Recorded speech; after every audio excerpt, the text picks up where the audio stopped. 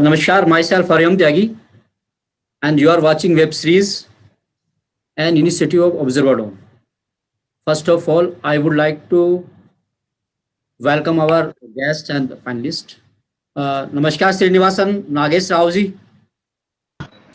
Srinivasan Shroff, Nagesh Rao, CEO, REC Foundation, a PhD in Mechanical Engineering.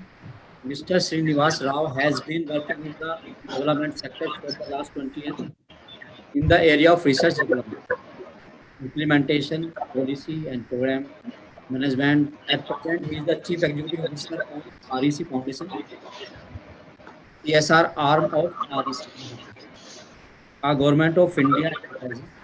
Prior to join REC Foundation, he was the CEO at the Clean Energy Assets Network. He has over 100 published book papers and reports of research. Our next panelist, Sushil Kumar. Sushil Kumar ji, namaskar. Namaskar, namaskar. Sushil Kumar is the project head of CSR Dabar India. Joined Dabar in 1997 and continued Dabar is the implementation community need basis project directly and also with the funding organization NABARD, DRDA, NCLP, Ministry of Women's and Children Development. They have adopted more than 350 villages in Yeah, UP, Uttarakhand, Solan, Himachal, Tezpur, Alwar, Liwai, Rajasthan, Katni, MP, selvas Orissa and Jharkhand में। yeah. Sushma ji बहुत बहुत धन्यवाद आपने join किया हमें। Thank you. Dhanyavad, thank you. We have our next panelist Amarendra Shukla ji. Amarendra Shukla ji नमस्कार। नमस्कार sir.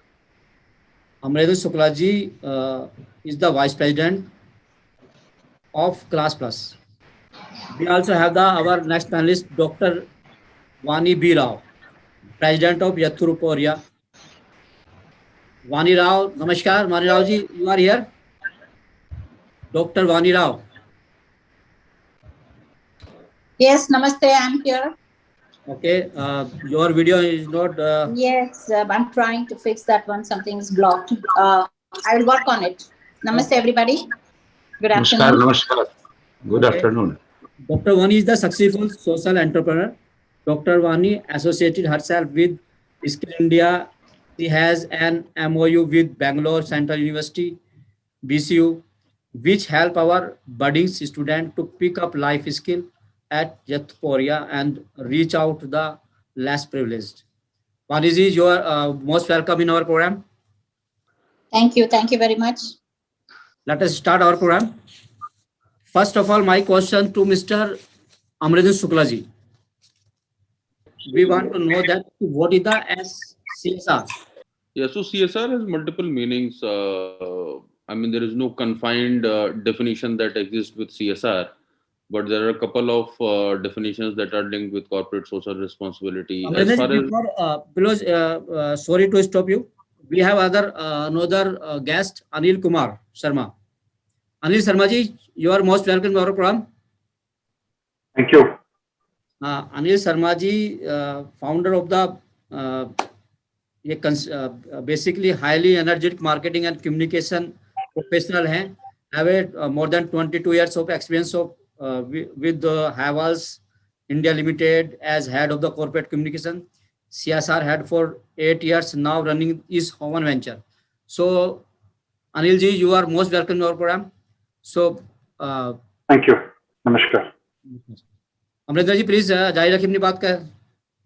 जी, तो so CSR has no confined and no fixed definition per se, but what I believe and what most of the organizations are following pertaining to CSR is that when any of the organization operating in any of the countries goes out of the ambit wherein they can support, they can extend some sort of a support, they can contribute anything towards that society or the people of that society, be it the stakeholders, be it the shareholders, or be it the people of that particular society which is impacting. Not just confined to the monetary benefits, that there are certain organizations who are spending money, adopting villages, people spending out money to be considered as a CSR. There are a lot of organizations which typically are confined towards the betterment of the society. So for that matter, for that example, let's say some companies saying that I'm making a greener world all across, right? So they are just using a different manufacturing technique wherein they are reducing the carbon in the society. There are organizations who are focusing on re-commerce, right? So they are stopping the usage of new manufactured product. That is also a kind of a CSR. Then there are organizations who are spending money for the betterment of the society, be it upskilling, be it giving training programs, be it giving monetary benefits, be it supporting in their livelihood, so on and so forth. So there are multiple ways to perceive CSR. This is what I believe. Thank you, Abhinandanji. Now I would like to ask Dr. Srinivasan ji. Dr. Saab, would you like to share how does your organization work for COVID-19 and how much does your organization contribute to help COVID sufferer? Thank you. Thank you for giving us an opportunity to share our experience. And it's been almost 14 months, 15 months now. When the first wave came, then we immediately, through the CSR, we supported PM CARES. Almost 150 crores is what we contributed. And during the first wave, not only that, but our office also shared their 1 day's salary. Apart from that, in addition, we also felt an obligation towards the people who are working, the workers particularly. Otherwise, they would migrate back to, like anybody else, they would also migrate back to their hometown. Then who will take care of the power sector work, whether it is maintaining the power lines or maintaining the substations, etc. So we identified such pockets in around our regional offices. We have 20 regional offices across the country. So we identified those set of workers who otherwise would have gone back. So we provided the ration support and the meal support wherever required. Almost 100,000 people over significant time till alternative arrangement was made. We supported, and in addition, some of the very specific and special interventions. Mumbai Central came up with a request. We have a risk for ticket collectors, and since they have to hold the ticket or the mobile of a passenger to note down the ticket details. So we help them in developing this software, non-contact verification of the ticket, which is happening in the airports, but not so much in the railways. So in Mumbai Central started using that. The app is there in the ticket collector's mobile, and they can just scan the passenger's ticket, either hard copy or on the phone. So that's another intervention that we made during the first COVID wave. And then further we continued with focusing on health sector, because health sector is really need to be strengthened to fight COVID. Throughout, if you see, we actually dedicated almost over 100 crores in the last 1 year period on in investing in CSR, particularly in aspirational districts as well. And now, because in the second wave, you see that a lot of requirement is there in oxygen. So oxygen and the beds. So accordingly, we identify, we floated a request for proposals, particularly for the government hospitals across the country. We have received almost 40 inquiries, both from the government district commissioners and NGOs and railways and other entities. Then we as of now, we have almost sanctioned about 5 of them. And I'm very happy to tell you that in a flat 25 days, Pune Municipal Corporation actually commissioned a 850 LPM plant. About 184 patients are getting oxygen. Oxygen beds are being served with the oxygen. So other than that, Pitaragarh, we have already entered into the agreement, and they're starting establishing a oxygen plant, and then followed by Chamba, Chhatra, and Baran. All these places we have already sanctioned. And not only the oxygen bed, it's important that oxygen pipelines has to be connected. And then what happens if there is a power failure? DG sets. So it is also a part of, whenever we are sanctioning the projects, we are asking them, look, you not only integrate your just immediate requirement, but what will happen if there's a failure? So, and then we also are asking them, you package it with the booster or the compressor, because you should have at least a few hours of bank of cylinders, so that in case both fails, you have a third fallback option, because it's a life and death thing. and it is important that we exhaust all the backups that are required. And also to prepare for the third wave, if at all, we wish it doesn't come, but in case it comes. So in that case, we have now started focusing on pediatrics, pediatric, diagnostics, pediatric beds. They are simply not there much in the country, especially in the hinterlands. So our focus is on these hinterlands in government hospitals and equipping with medical equipments, particularly for oxygen-related and COVID combating equipment. So this is what we are doing. In addition, we also supplied this cold chain equipment. Once the vaccine comes, the states will grapple for cold chain equipment. In fact, other PSUs are also supporting, but for us, we have been given a responsibility for 3 states, Union Territory, Nagaland, West Bengal, and Dadra and Nagar Haveli. All 189 cold chain equipment that we committed have already been supplied to the district headquarters. In some cases, it has already reached the end destination of primary health centers. We hope with this, as and when vaccines are supplied, there is storage facility and people get the benefit of it. So this is what in short that we have been working towards. Thank you for this opportunity. Over to you. Thank you, Dr. Saab. Now my next question to Mr. Sushil Kumar. Sushil Kumar ji, what kind of the challenges corporate are facing doing CSR in current time, present time? Kindly unmute yourself.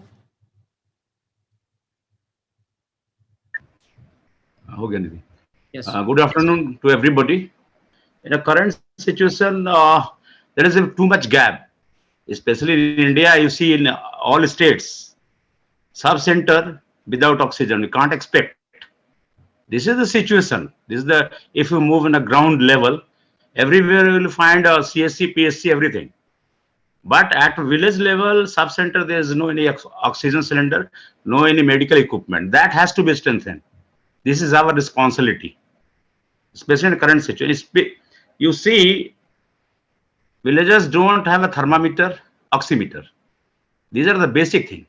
And second thing, what we have to do and what we are doing, telemedicines concept, just linked with the panchayat. We did this experiment in 20 villages. We have a health post which we run with the support of a Chunilal Medical Trust. So that was continuing, still continuing. So these are the area. And second thing, we have to strengthen CSC, PSC, and district hospital. With the support of our different trust and society, we extended support to the district hospital Hapur, that is a CSC, then Gautam Budh Nagar, and then CSC Dholana. At an initial stage, in the first stage of a COVID, these doctors they don't have any protective item, enough surgical gloves. They don't have. That was the basic problem. We have to extend a support nearby our operational area so that entire community will be safe. And oxygen is the best one. We have to sustain oxygen part also at a village level. Basically, we have to engage all the stakeholders. That is very important.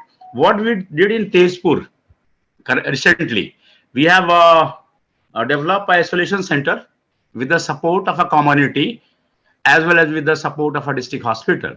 They at a Tezpur you will find a tea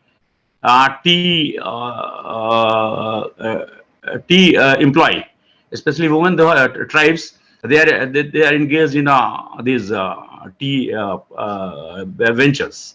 So these are the steps which is required from our side also, from a community also, from a corporate or a business houses or public sector units also in the current situation. But we have to sustain this activity. What is happening, whatever we donate to the government department, as per need, they use it. After, if there is no need, they don't maintain also. This is the basic problem.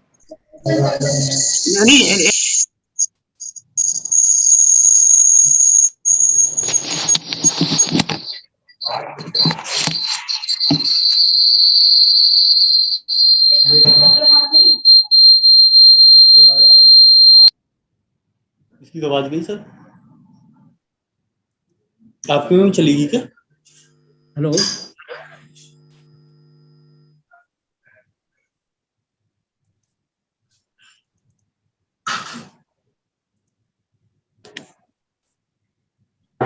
Sushil Kumar ji, hello, unmute करिए आप, kindly unmute yourself.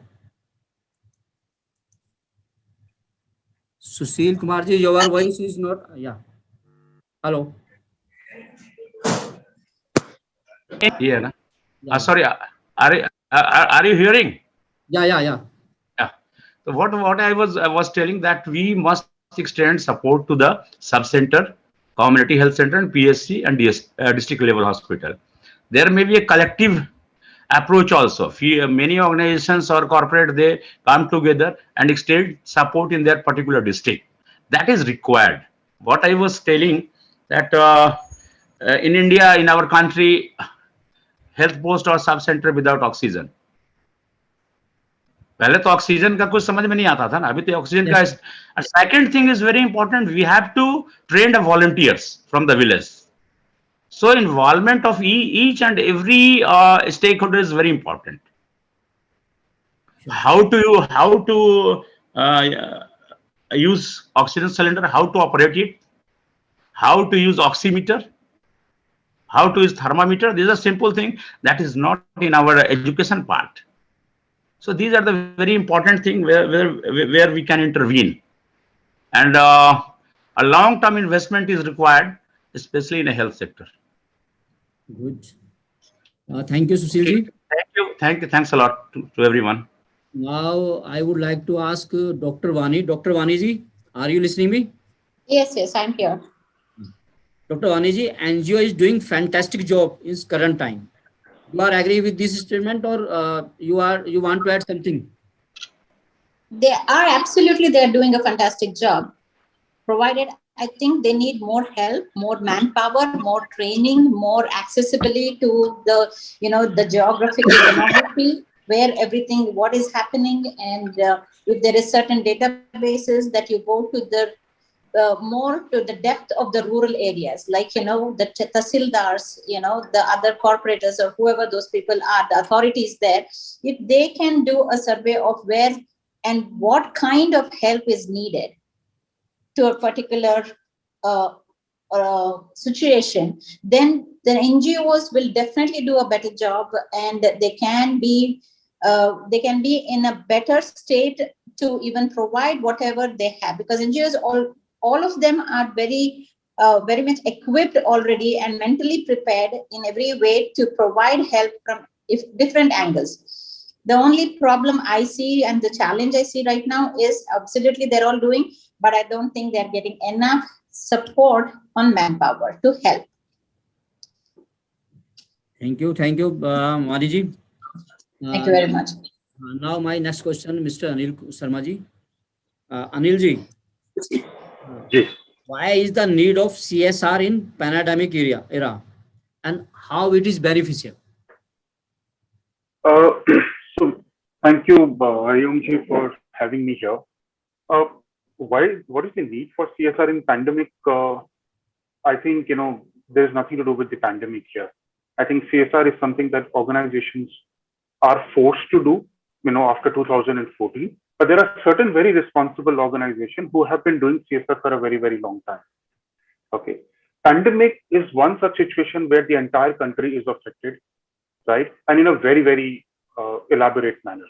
And hence it is the responsibility, because, as a corporate, right, or as a citizen, everybody is extracting a lot from the nature, lot from the people, the humans, everything, right? So it's a social responsibility of a corporate to give back to the society and give back to the nature. I think one of the panelists initially said that CSR is not just about, doing some good. Good could be in form of nature as well, right? Lowering your carbon emissions and multiple other factors. All these organizations, all these corporates, they need to kind of, come back. The second factor in this is that people need to also communicate. I think communication is something, that most of the people lack. And it is not about saying that, I am doing very good and hence, please appreciate me. The communication is basically to kind of channelize your energies with the others. If I have an area where I want some kind of help, right?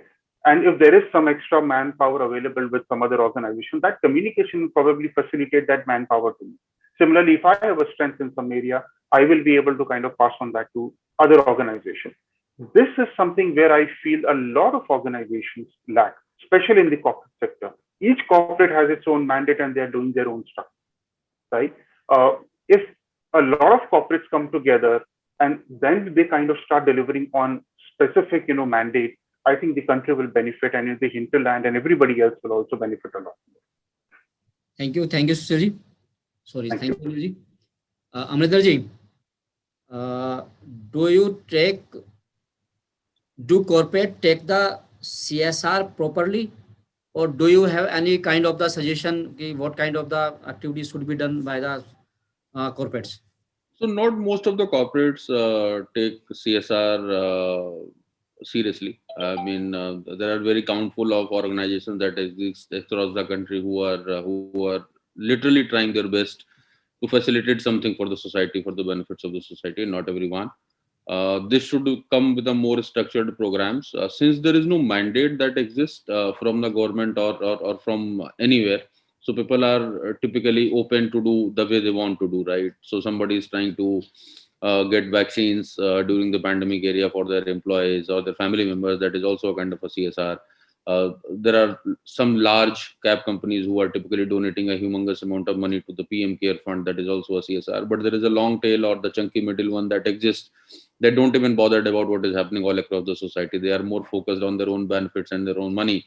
But I think that if the communication around CSR can be propagated in a better way, there are a huge quantity of organizations that exist which are in the long tail doing 50 to 100 odd crores kind of a revenues or the businesses. They still have some sort of an avenues to help the society in any of the means which they are doing, not just by shelling out money, but by some other means, right? So there are good companies who have tried foraying into CSR, not just by putting up money. Like I mentioned earlier, that most of the orgs are focusing more on environment side, right?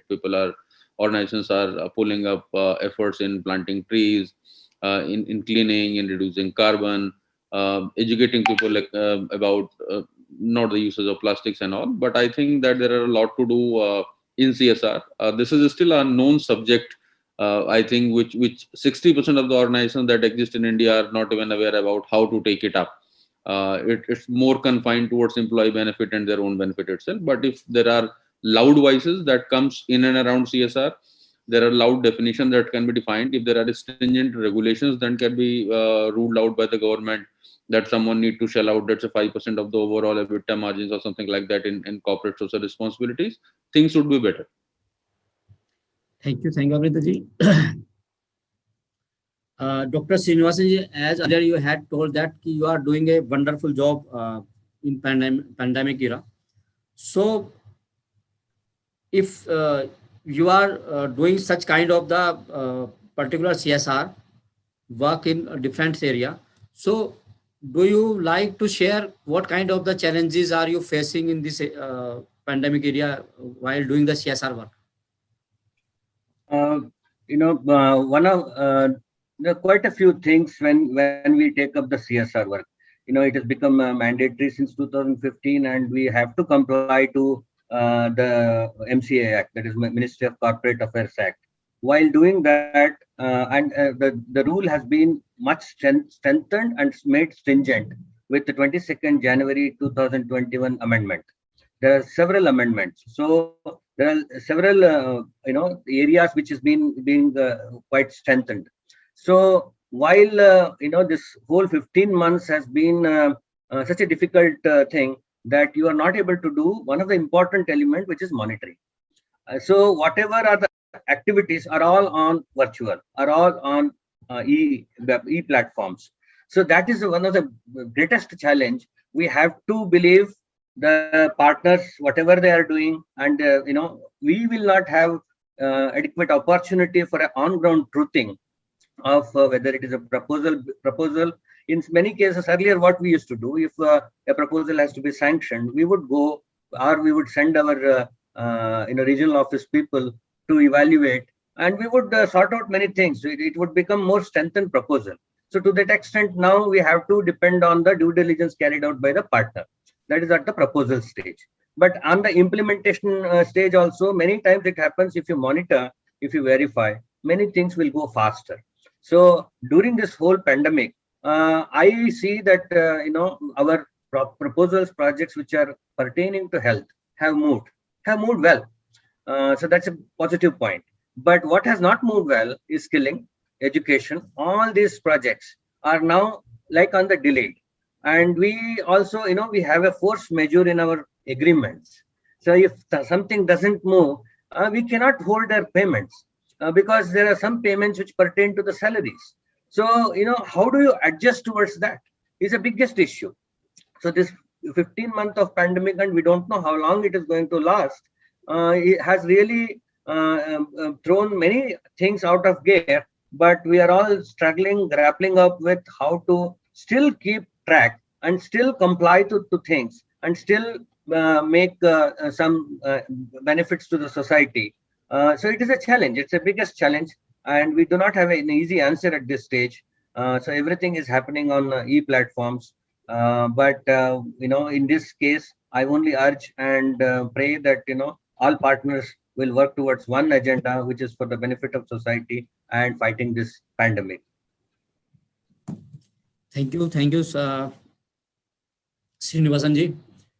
Sushil Kumar ji, as you have told us that more than 350 villages in UP, Uttarakhand, different countries you have taken in pandemic era. So what kind of the problem, what kind of the need do you want to from the government side in this pandemic era so that you can do work properly? Kindly unmute yourself.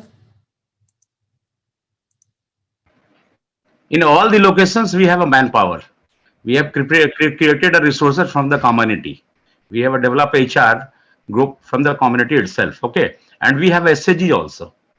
And we have a long relationship with the community. In Ghaziabad, we started this activity in 1994. Okay. So we have a good manpower resources. They are in the field. They are from the village itself. So there is a coordination between the district hospital as well as the PSC. And one person who is coordinating on a behalf of a DABAR from HR department. Okay. Second thing, what we face problem, especially permission from the government to move during COVID. So what we did, we called doctor and their ambulance to collect a protecting item from our center or from our unit. This is the approach we develop in the community. And second thing, what currently in second position, second phase, we were trying to give a oxygen concentrator to the community and PSC, but till date we have not received. The cost has increased. 42,000 of oximeter. Now that during COVID, in the month of May, that was getting at the cost of 1.50 lakh. It is very difficult for an organization to buy any equipment above MRP cost. This is the basic problem. That project is in a pipeline.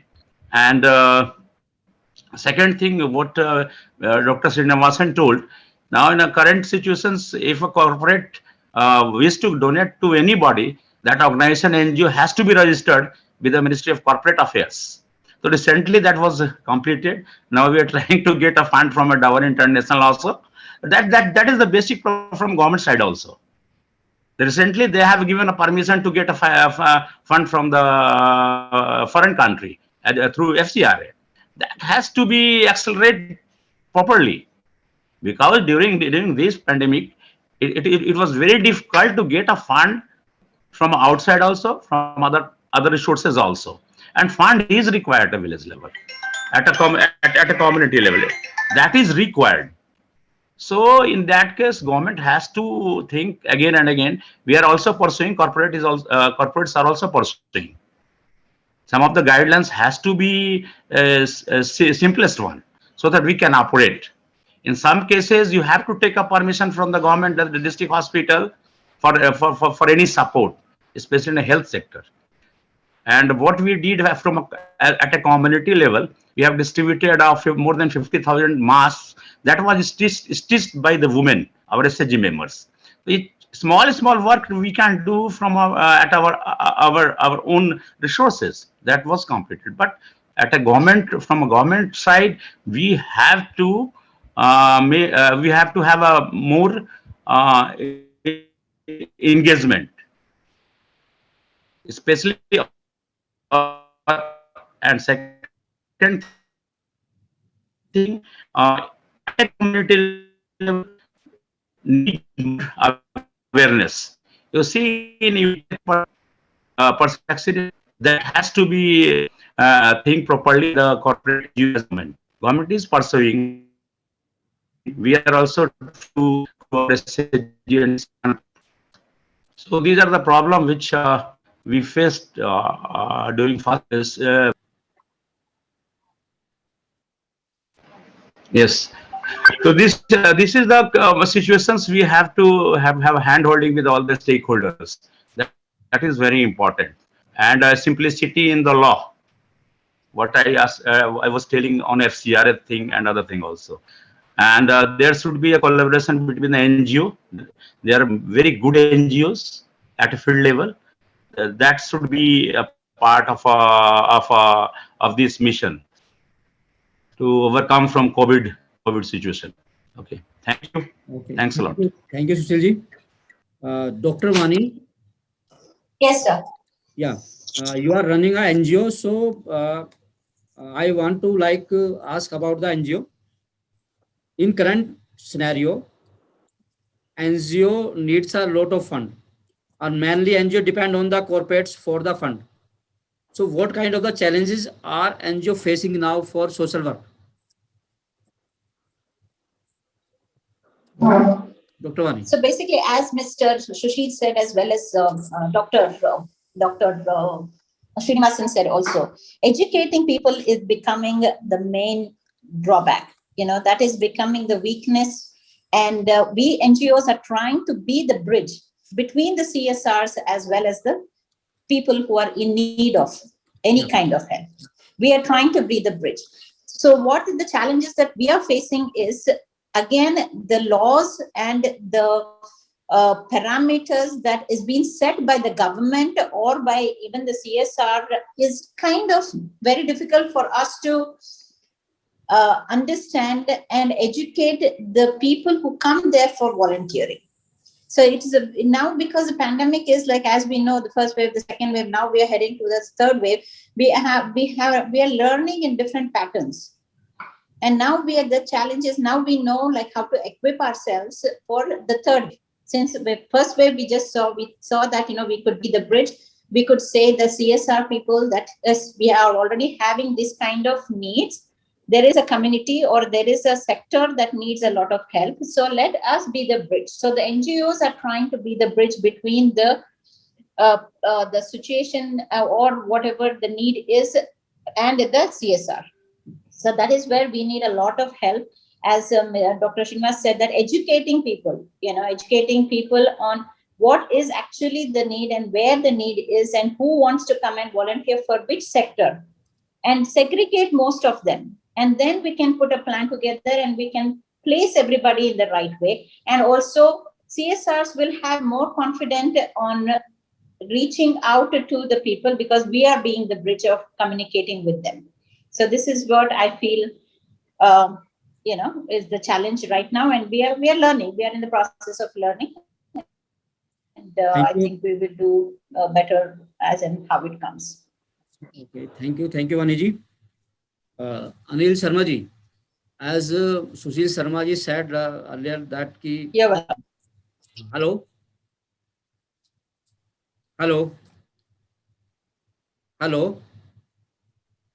Yes, I can do. Hello. Yeah. Are you? Yes. Okay. So my question is that what kind of help corporates needs from governments so that they do better CSR?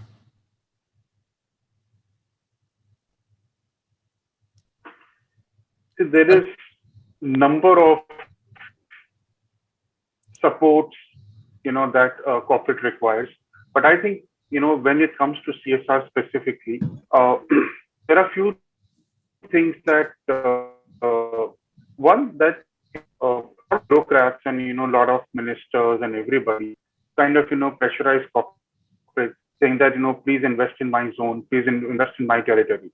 I think that is one area where, there is a lot of disconnect that comes. And because I've headed the CSR division for a very long time, I have probably got the call from PMO office to probably every chief minister's office in the country, right? Because Havells is present across the country. So that is one area where, this pressure needs to kind of, lower down. The second is to kind of, let corporates also participate in suggesting a lot of, activities under CSR. Different corporates, like I said, a lot of corporates have been doing CSR even before the CSR thing became mandatory in 2014. So there is a lot of experience with corporates as well as to, how, like Mr. Sushil said, that they've been doing some projects since 1994. Now, a lot of ministers would change, but, he probably has been a constant phenomena in that time since 94. Now, his experience would probably tell a lot of government officials. And that kind of communication between the government and corporates do not exist, because corporates do not want to kind of go onto the wrong side of the government, right? So they have to abide by it. Thankfully, in a private organization, you still can take, a government organization still can't do that also. So that is one thing. The second is that at the district level, because, we used to do a lot of projects at the district level, the approvals from the district or let's say from sometimes, if it is a state responsibility, those approvals do not come for months and for probably years, right? If that happens, that project is already gone. There is a great intent of the corporate. Like, let me give an example. When I wanted to put up we already used to run a very large midday meal kitchen in Alwar district of Rajasthan, probably the second largest after Akshay Patra in the country. Okay. We wanted to put another, 60,000, meal facility, in the Rajasthan itself. Imagine that, I was running and I wanted to do in Uttarakhand. I met both the chief ministers and yet we could not, get the approval to do that for a year and a half. Now that whole time got wasted. Right? There was an investment of, invest in the state. There is a great intent. The entire responsibility is with the corporate, and yet government is sitting with the approval. Yeah. So that kind of communication and fast track implementation cannot happen if the government does not support. So that support is very, very required. And the last is that at the district also, a lot of facilities you provide to the, let's say, we provided a lot of, funds and, equipment to the district administration. And we realized that all of that was defunct. It wasn't used, it wasn't maintained. And finally, a lot of your money got wasted. And since that day, we stopped kind of, giving anything in terms of, or equipment or funds to the state governments, right? We would say we would implement it. As long as we can implement it, we will do it. So that distrust on the government machinery also is not a very healthy practice, right? So these are the few areas, which in my own experience, I have encountered being at that position. Thank you. Thank you, Sushil Kumar ji. And if I think we have you all of share to our audience, our viewers, wonderful information, and we hope that we will meet soon with next issue. And now I would like to thanks again all of you. Thank you very much. आप सबका बहुत धन्यवाद. और हमारे Thanks a lot to each and everyone. Thanks a lot. Thank you sir, हमारे इस programme को join करने के लिए, अपना वक्त देने के लिए भी बहुत Thank you. Thank you sir. नमस्कार.